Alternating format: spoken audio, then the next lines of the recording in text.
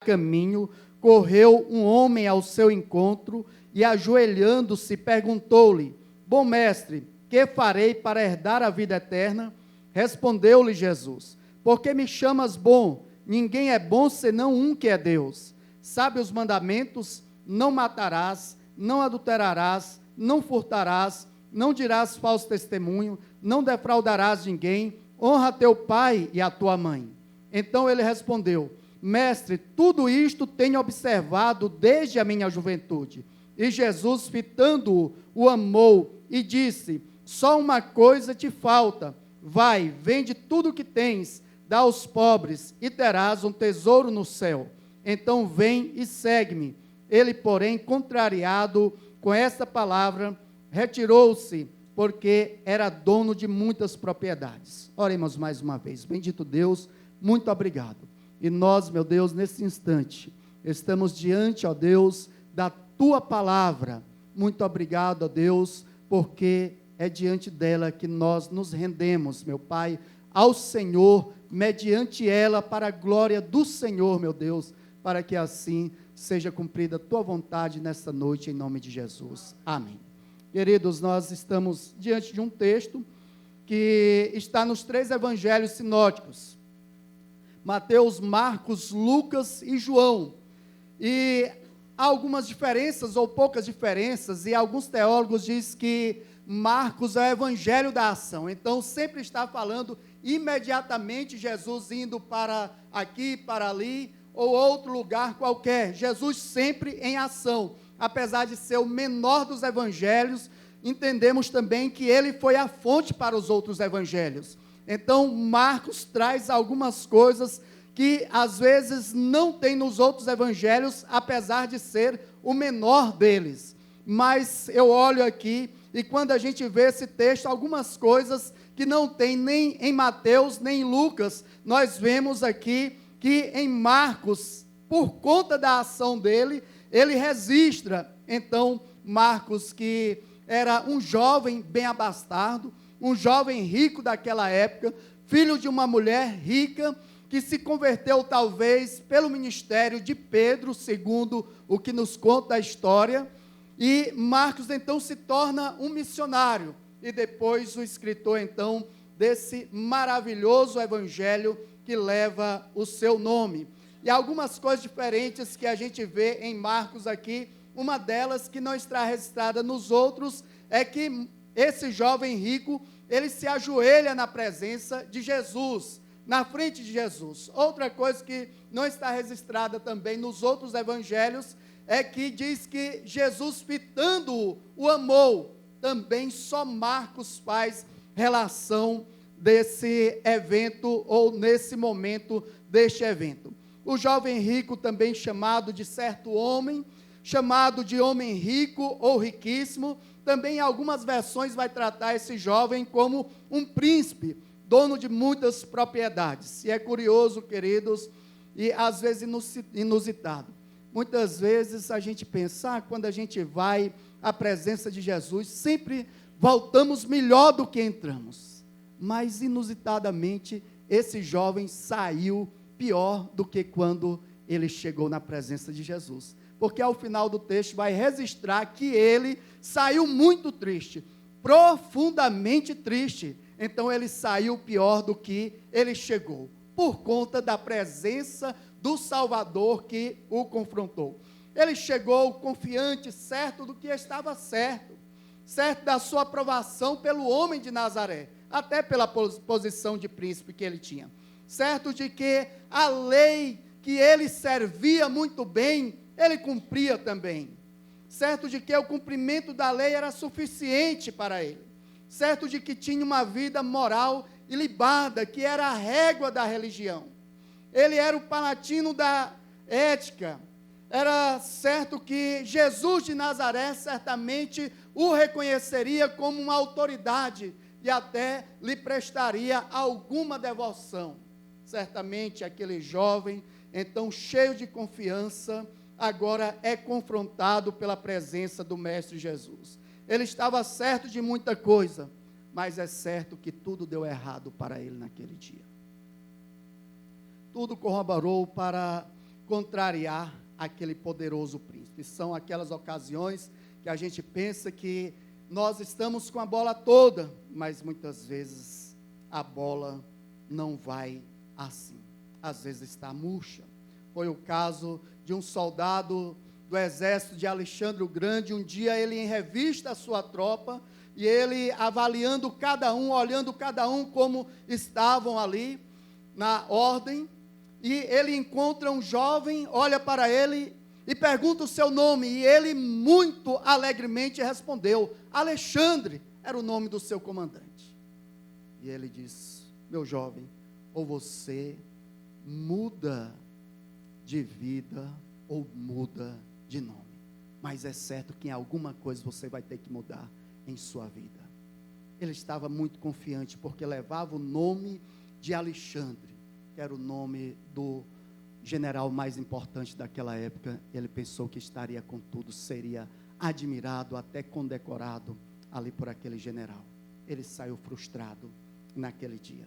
Esse jovem aqui, por tamanha expressão que ele tinha na sua comunidade, ele pensou também que aquele Jesus de Nazaré talvez o prestaria ali as devoções devidas a um príncipe.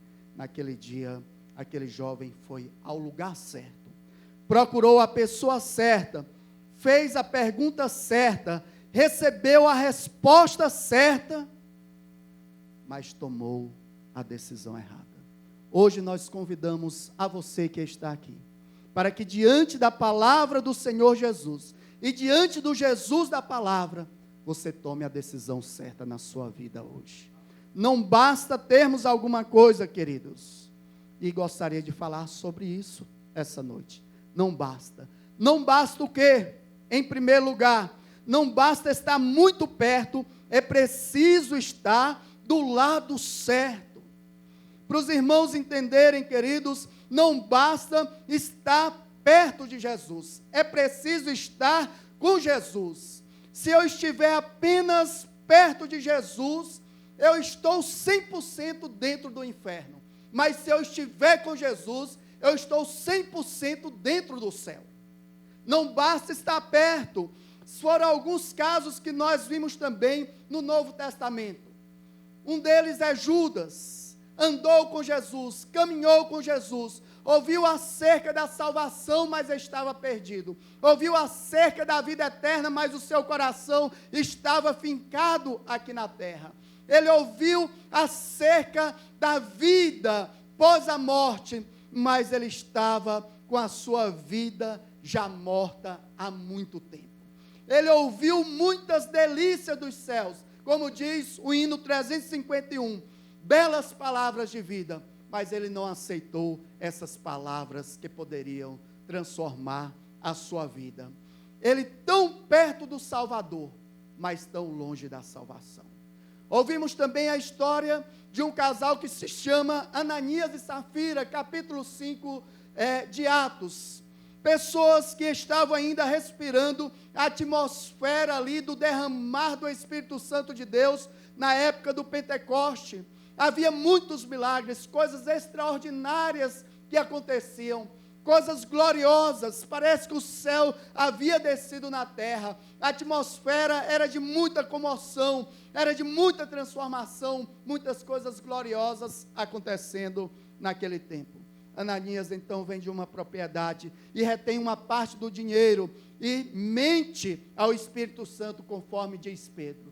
Você mentiu ao Espírito Santo, ó Ananias. E por isso Ananias morreu ali, junto logo depois com que chegou a sua esposa Safira, também veio a óbito sumariamente junto com o seu esposo. Tão perto do Salvador, mas tão longe da salvação.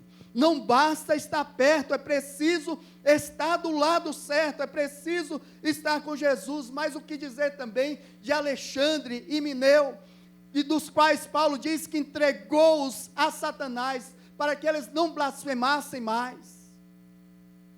Jovens que participaram da pregação, ouviram a pregação do jovem pastor Timóteo por muitas vezes, mas o coração continua endurecido e fazendo tantas outras coisas que não agradavam a Deus, a tal ponto de Paulo então tomar uma atitude radical. Tão perto do Salvador, mas tão longe da salvação. Queridos, esse jovem aqui então se apresenta diante de Jesus e pergunta: o que posso, bom mestre, o que posso fazer para herdar a vida eterna, para adquirir a vida eterna? E esse jovem tem na ideia dele sempre a questão de posse, porque tudo ele podia possuir com o dinheiro que ele tinha.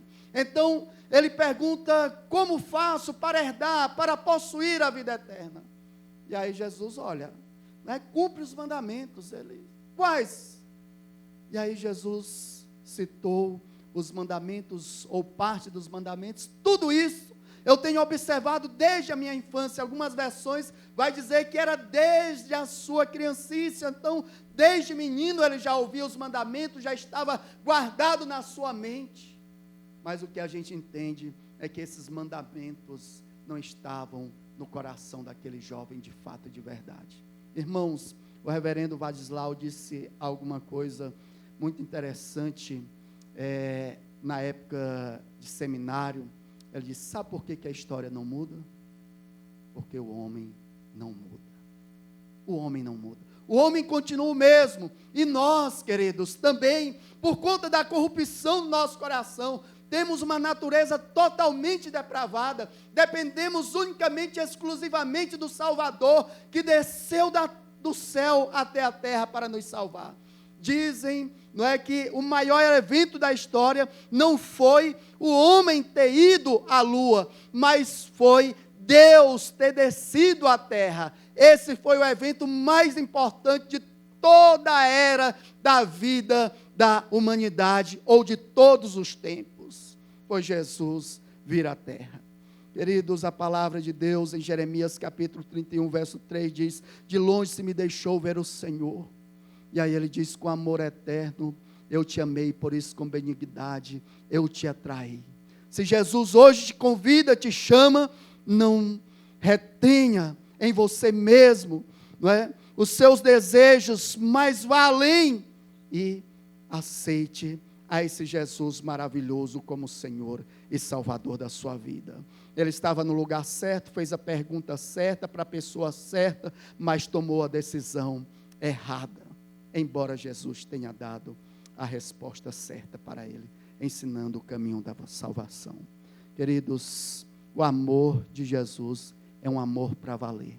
Ele não veio brincar de nos salvar, ele veio para nos salvar e nos levar para o céu.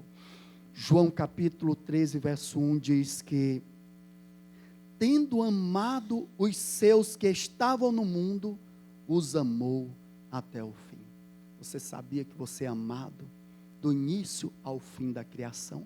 Você sabia que o amor de Deus não diminui nem por mim, nem por você, apesar de nós? Porque, queridos, a eleição é para toda a eternidade. Se o Senhor o convocou, o chamou, abra as portas do coração essa noite. Não retenha-se em si mesmo, mas libere a sua vida para o Senhor Jesus Cristo. Se esse convite toca o teu coração. Queridos, não basta estar perto, é preciso estar do lado certo, e o lado certo é o lado de Jesus Cristo. Esse é o lado que devemos estar. Outro dia, conversando no pátio da escola com um pastor, de repente apareceu um senhor, e aí a gente, o outro pastor me apresentou: não, esse é o pastor Elcio, tal, e começamos a conversar, e aí ele disse: não, eu também sou cristão agora. E aí foi contar um pouco do testemunho dele. Ele era macumbeiro aqui em Brasília, e participava de terreiros, mês de macumba, e com uma pessoa, um pai, de santo, segundo ele chama, uma pessoa de renome no Brasil, que cuida de alguns artistas, da mídia, e ele fazia parte também desse grupo. E aí a vida dele, cada dia indo de mal a pior, trabalhos após trabalhos, mas nada mudava. E a irmã dele muitas vezes convidando ele para ir à igreja, e ele sempre reticente, não, agora não. E aí quando chegou um dia, por essa época de carnaval, Ele diz que farriou os 4 dias. E aí depois daqueles 4 dias de farra, entrou numa depressão muito grande, entrou para o seu quarto, ficou lá, inerte por algumas horas, lembrou da sua irmã, ligou para ela e disse: olha, mana, eu quero ir aí. Ela disse: pois vem aqui. Ele tomou um banho rapidamente, foi para lá, e aí ela disse: quantos anos eu te esperei, mas hoje é o teu dia.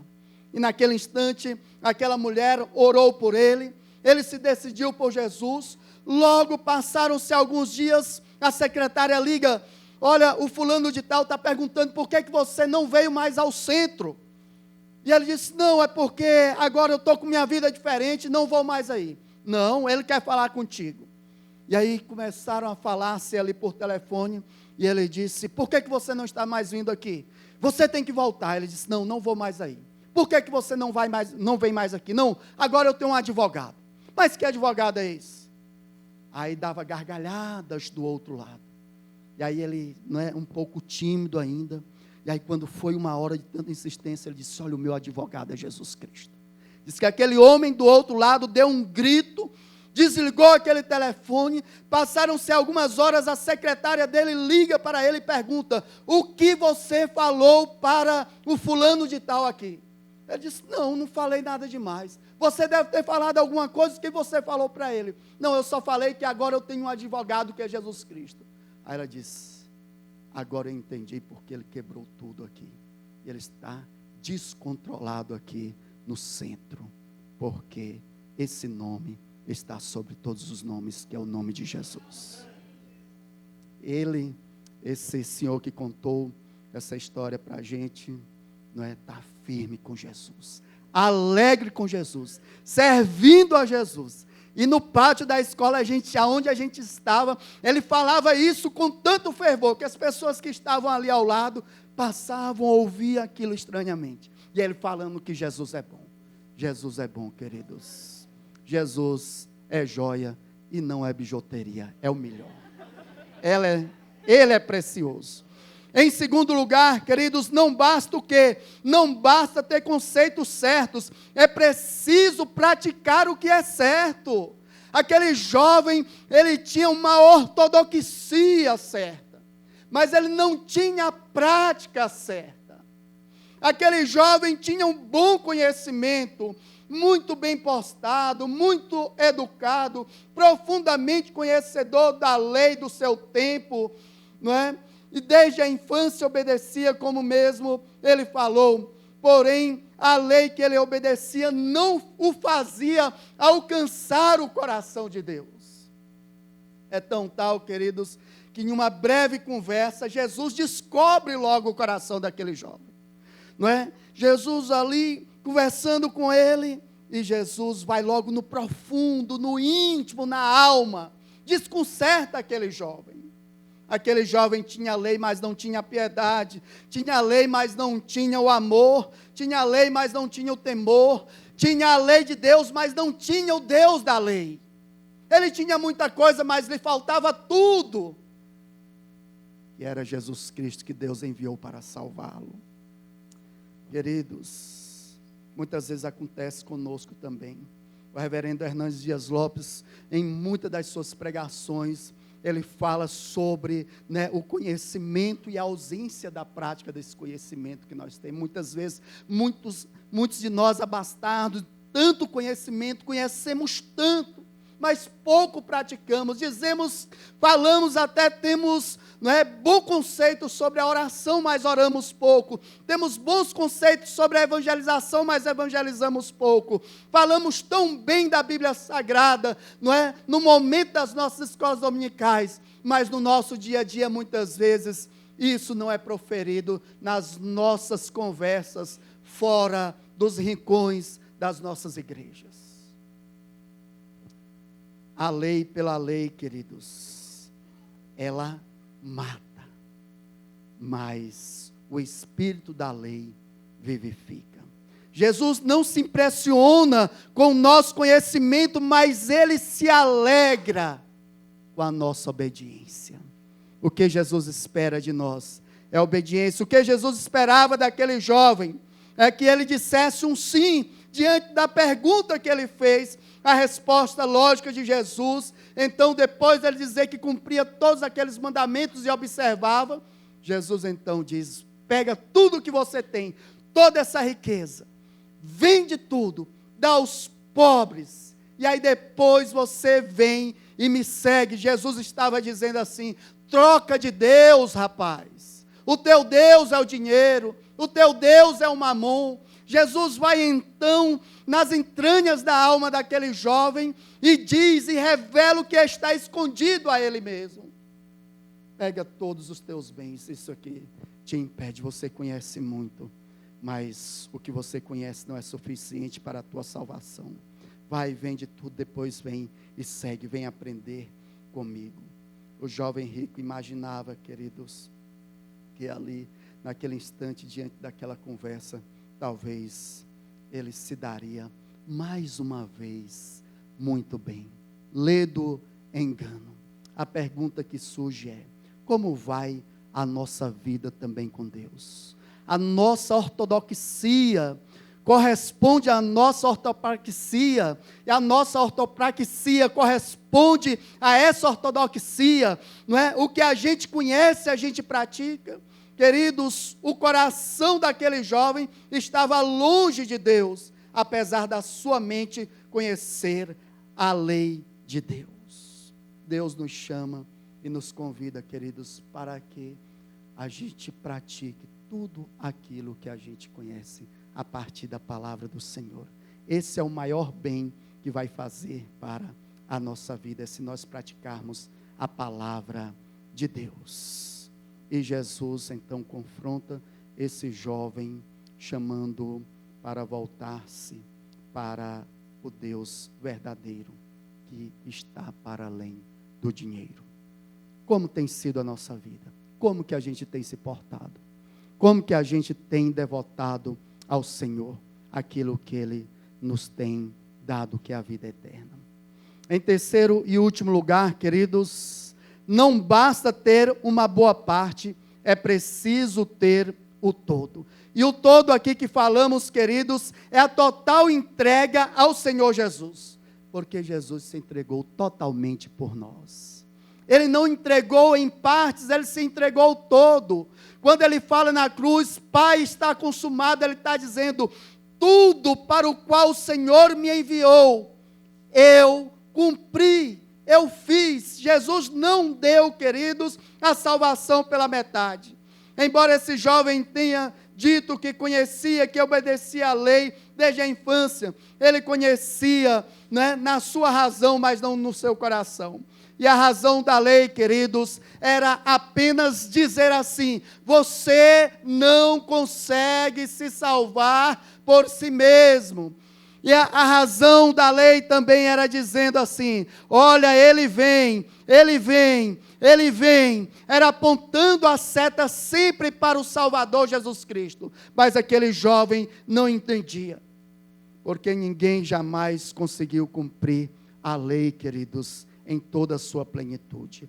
E por Cristo Jesus, que cumpriu a lei de Deus, só Ele, ou por meio dEle, é que nós podemos cumpri-la também, porque Ele já cumpriu tudo por nós.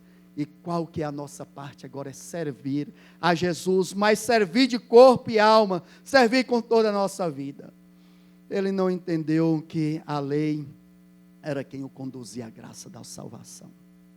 Ele ficou do lado de cá da lei, não quis passar para o lado que a lei apontava, que era para o Salvador Jesus Cristo.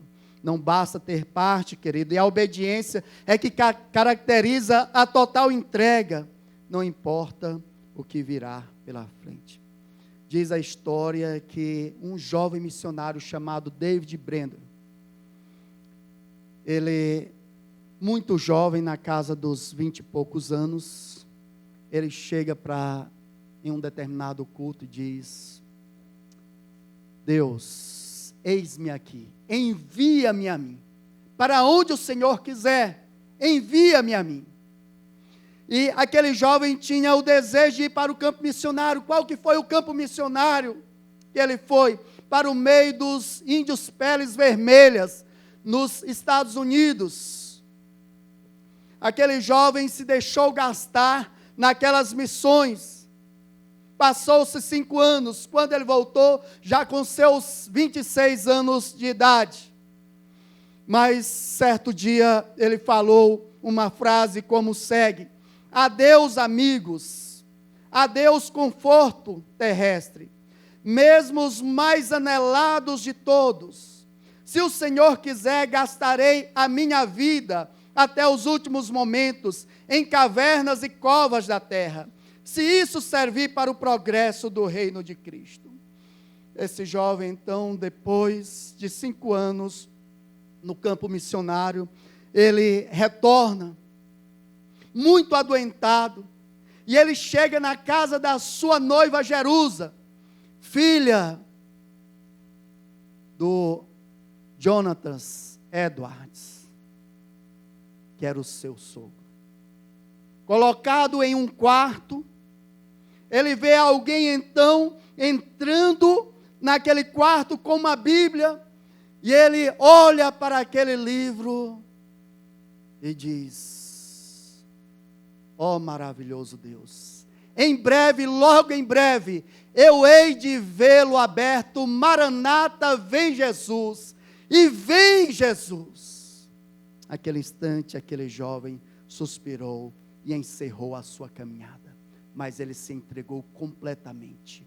Muito novo, ele foi para o campo missionário, 21 anos de idade, se deixou gastar-se na presença do Senhor.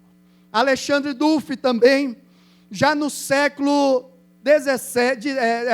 século XIX, não é? David Brainerd, século XVIII, Alexandre Duff, século XIX, foi para a Índia. Passaram-se muitos anos, ele retorna. Para onde? Para a Escócia. O que é a Escócia para nós? A Escócia é o berço do presbiterianismo. A Escócia de John Knox, discípulo de Calvino. E ele então chega na Escócia já no século XIX, 3 séculos depois de John Knox. E ele vai para o auditório pregar, desafia aquela juventude naquela noite: vamos para a Índia pregar o Evangelho, tem muita gente precisando de Jesus. E aqueles jovens ali, na inércia e indiferente com aquela mensagem, ele faz o apelo, ninguém se move, ele passa mal, tem um ataque cardíaco, é removido do púlpito, levado para uma sala. Ele diz: não, me levem novamente para o auditório, o Senhor não pode mais falar. E ele disse: mas eu tenho que voltar, porque eu não terminei de falar. Levam ele então para lá, e ele diz: se a rainha da Escócia convocasse vocês para uma guerra, aqui no nosso país ou em qualquer outro, vocês iriam com muito orgulho. Mas o Senhor dos senhores, o Rei dos reis, os convoca para ir pregar ali na Índia, falar do seu amor através de Jesus Cristo para a salvação de cada indiano. E vocês não vão, mas eu vou. Me deixarei gastar, morrerei às margens do rio Ganges, mas os indianos saberão que alguém os amou um dia. Entrega total. Não basta, queridos, entregar um pouquinho. Jesus quer de nós tudo, tudo de nós, como nós temos tudo dele. E naquele momento a atmosfera, não é, foi tomada de uma comoção muito grande, e muitos jovens vieram à frente e disseram: nós vamos para a Índia pregar o Evangelho. E assim foi. Na Nigéria, já na década de 90, um pastor chamado Sheu-Shum foi preso pelos muçulmanos, e diante de tantos castigos, pegaram a sua mão e deceparam, para lhe castigar, para fazer retroceder na fé. E o que aquele jovem pastor faz é cantar uma parte daquele hino: Ele é o Senhor, ressurreto dentre os mortos, Ele é o Senhor. Já sem forças, sem fôlego, mas na ânsia ali, ele ainda puxa um fôlego e diz: Ele é o Senhor, ressurreto dentre os mortos, Ele é o Senhor. Certamente não com as mãos para cima como eu estou agora, mas com a sua mão já no chão, fora do seu corpo. Ele estava declarando que Jesus Cristo é o Senhor. Queridos, quem quer essa caminhada com Cristo, certamente enfrentará dificuldades. Esse jovem queria salvação, mas não queria o tudo que a salvação muitas vezes imprime para nós, que é uma decisão para toda a vida e de toda a nossa vida. Isso significa dizer que não basta, queridos, vir aos domingos na igreja. Precisamos ser crentes segunda também, terça, quarta, quinta, sexta e sábado. Que também devemos ser crentes também nos nossos relacionamentos, seja o relacionamento conjugal, seja no namoro, seja em qualquer outro aspecto da nossa vida. Precisamos ser cristãos. Temos que abrir mão, sim, das nossas querências, daquilo que muitas vezes a gente acha que é o melhor para a nossa vida. Mas o melhor mesmo, queridos, se chama Jesus Cristo. Não basta ter parte, é preciso ter o todo. Não basta ter parte do Evangelho, meu irmão, é preciso ter todo o Evangelho. Se nós modificarmos uma vírgula dele, já não é mais Evangelho. O Evangelho só é na essência, isso que está aqui. Se a gente acrescentar ou tirar, a gente já vai adulterar e já não será mais Evangelho. Queridos, Agostinho de Hipona, ele define então o amor de Deus da seguinte forma: um conflito entre dois amores. Ele diz que o amor de Deus é um conflito entre dois amores. O amor de Deus impelido até o desprezo do amor de si mesmo. Ou o amor de si mesmo impelido até o desprezo do amor de Deus. E foi essa segunda parte que o jovem escolheu. O amor de si mesmo impelido até desprezar o amor de Deus. Em qual parte nós estamos? Isso é bem evidente na vida desse jovem. O texto diz que ele, porém, contrariado, não é? Com esta palavra que Jesus o havia falado, ele retirou-se, em alguns textos está dizendo profundamente triste. Ele estava todo triste, porque era dono de muitas propriedades. Ele que obedecia tantos os mandamentos, negligenciou o primeiro, que era amar a Deus sobre todas as coisas. Irmãos, nunca estamos tão próximos do fracasso do que durante os nossos maiores sucessos. Aquele jovem estava no auge da sua vida, cheio de vida pela frente, cheio de esperança pela frente. Tudo tinha, tudo possuía.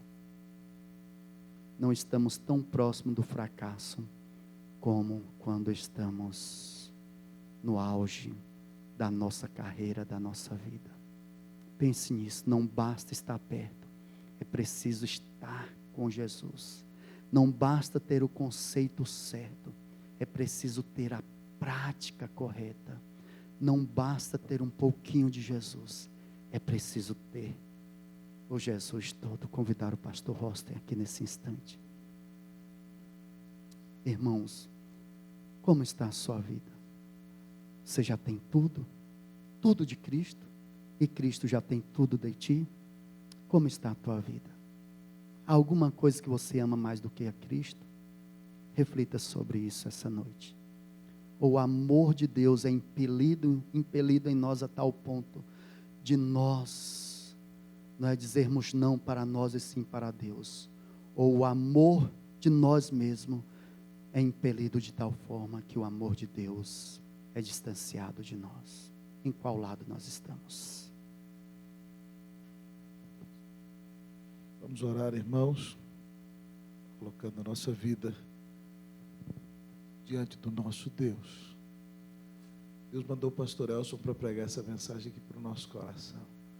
Como a gente precisava escutá-la. É uma mensagem preciosa. Não basta Não basta só estar perto de Jesus, tem que estar do lado dele, como o pastor pregou para nós. Não basta conhecer a teoria, tem que praticar. Não basta se envolver em parte, tem que se entregar totalmente. Então eu quero convidar você a ficar em pé nessa noite, que você avalie o seu coração logo desta mensagem preciosa, citações de missionários preciosos, que no nome de Jesus, se existe algo que te atrapalha de servir ao Senhor, você abra mão de tudo isso e diga: Senhor, eis-me aqui, Senhor, toma minha vida totalmente para Ti. Eu queria orar com você. Você ouviu essa mensagem, ela falou no seu coração. Queria convidar você para vir aqui à frente. Queria orar pela sua vida em nome de Jesus. Pode sair, vem rapidinho.